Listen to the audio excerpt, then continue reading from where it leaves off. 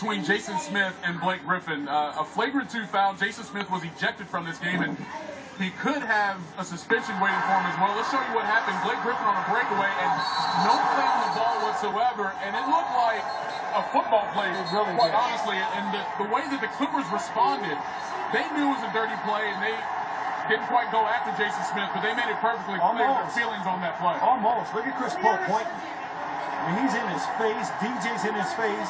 Randy Foye is there. Now, this is, 10 rows off the court where Jason Smith ran after he delivered that body block.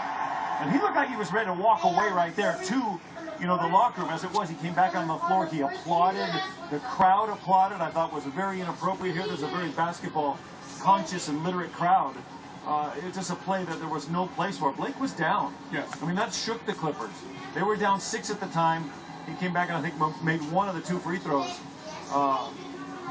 That's the most severe hit Blake has taken on one of his drives to the goals, and there's just no place. It really did look like a linebacker taking out a tight end or somebody coming across the middle who had no idea that hit was coming.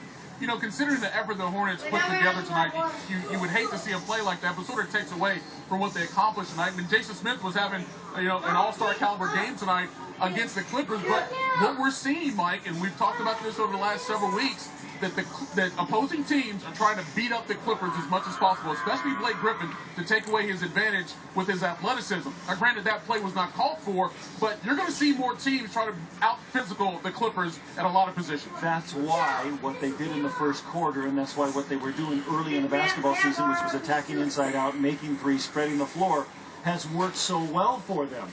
Early on, that's why they were beating teams.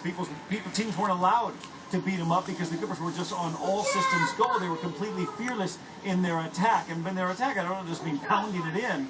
I mean the exact opposite. The ball was moving and there was freedom. In the second half, you saw a little bit more of that. Right. Where it stopped, they threw the ball